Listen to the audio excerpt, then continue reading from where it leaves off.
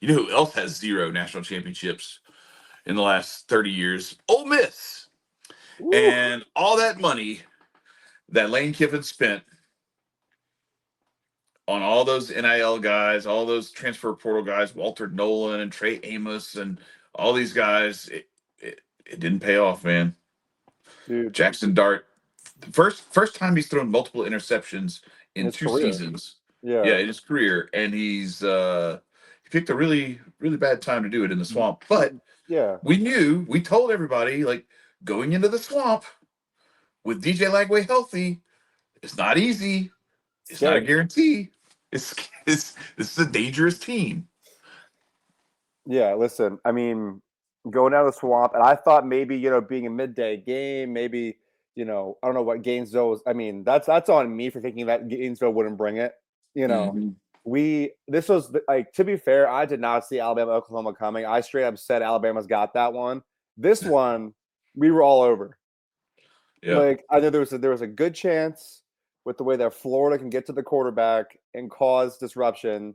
Mm-hmm. And I think we can now firmly say that I don't know what to think about Billy Napier. What I can say is Graham Mertz sucks.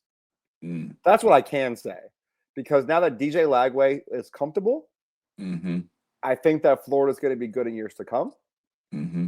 And Jackson Dart and I'm so pissed that we gave Lane Kiffin, Ole Miss, his signature career win in Oxford in the rain because we didn't know how to play football that day. Apparently, we decided we wanted to take the day off, whatever that Yeah. may be.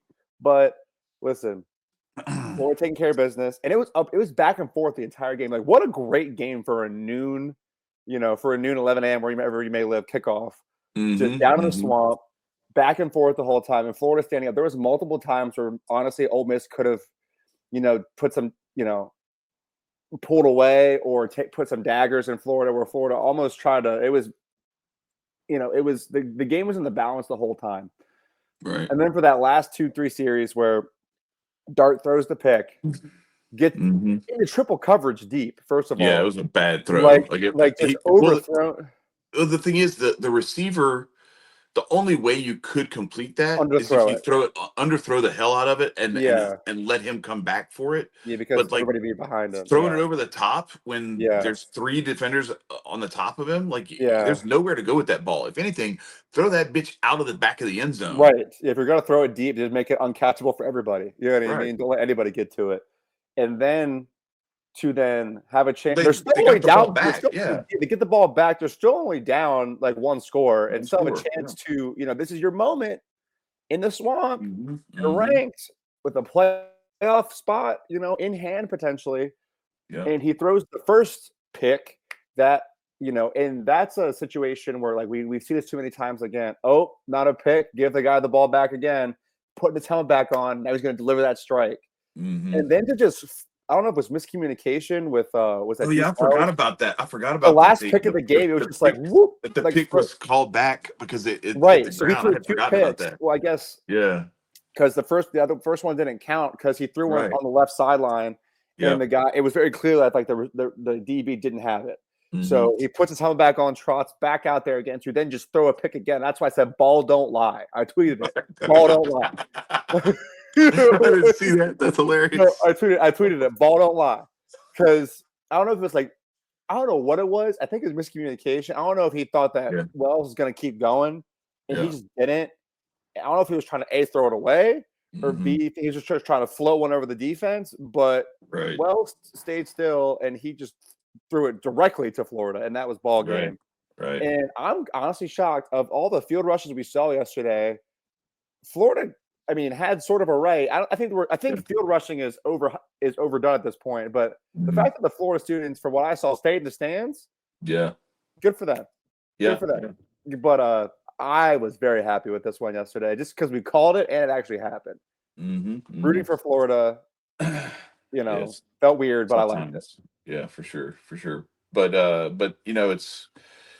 it's one of those. So as an SEC fan and recognizing like the quality of the teams in the conference and the depth of the conference, that does not make me immune to still hating all of them and rooting against them.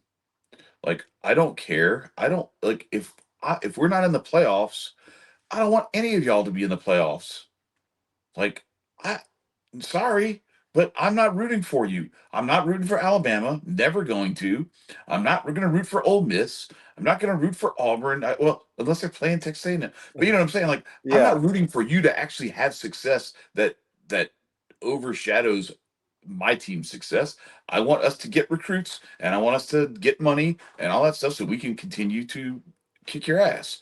So I'm not going to root for you. Sorry. I know you're not rooting for us either. That's how competitive sports works. You don't root for the people who are your rivals and your opponents. So I will point to the results that show that the SEC is a superior conference, like the fact that of the 16 teams in the SEC, half of them, 8, have won national championships since the BCS era started.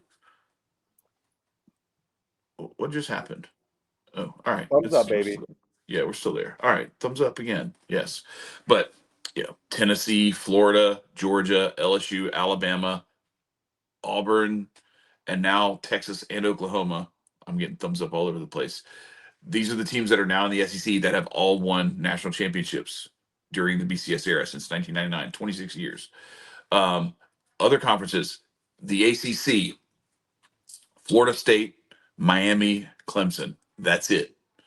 The only other team that appeared from that conference was Virginia Tech in the Michael Vick era.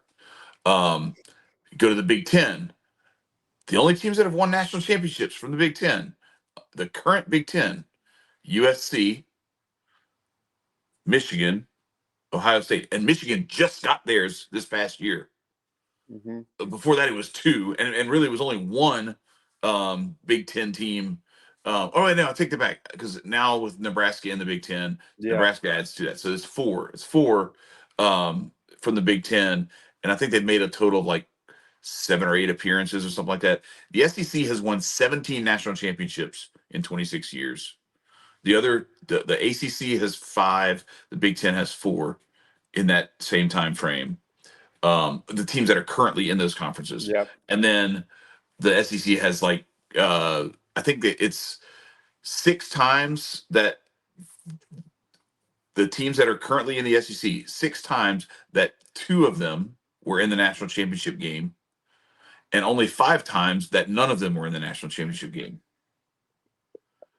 Everybody else is like, I think there's like one time that it was 2 Big Ten teams, one time that it was 2 ACC teams, Yeah. and the rest of the time it's like 17 times that they've had none It's from insane. both conferences. So, like, the dominance is the dominance, and it's deep too. Like, half of the conference has won national championships. Hmm. A third of the Big Ten has won national championships. So we're not the same. And that's what I was trying to say. Like, okay, yeah, you can say that this current iteration of Auburn is not like a high quality top tier SEC team right now. Same with Oklahoma, although they were expected to be going into the Hmm. season. Remember, this team was like ranked in the top 15. Right. Um, and you could point to those things and be like, yeah, these teams aren't good. I mean, aren't good. Like, we have to kind of determine what we're talking about when we're trying to use these qualitative measures, because the reality is you look at the recruiting in the last decade at those programs, the types of dudes that are on those rosters, and yes, maybe they've had some struggles building the chemistry, getting everybody the systems installed and everything else. And maybe there's, it's young talent. You don't have the same veteran guys, lost some guys to the portal, yada yada, whatever. It's not the same as uh, a Duke or a Minnesota, Illinois, Iowa, or like Virginia Tech, Cal, whatever, where you're trying to compare like the level of talent and the pedigree of those Hmm. programs. So, like, a bad Oklahoma or a bad Auburn is still an Oklahoma or an Auburn that has won a national championship easily 30 years more recently than anybody that you're talking about in Yep. this other group of teams that you're trying to compare them to. Hmm. So it's not the same. So anyway, saying all that to say, I can recognize the superiority of the SEC while still rooting for every other team in the SEC besides LSU, and maybe because I'm hosting a show with you, Georgia. It's okay. It's okay. But You if don't it's have us to. and you, hell Right. with you. Yeah, exactly. I want to win. I know people don't want to believe it, but Chad texts me shit on the regular LSU's record against Georgia. Like it's we do this show together, but we I can't make wait. it very I clear. can't wait until we actually play each other enough I for us know. to talk shit to each other because It's true. we haven't We done keep it. missing each other. That's right. That's right. We'll miss each other again this year because we're not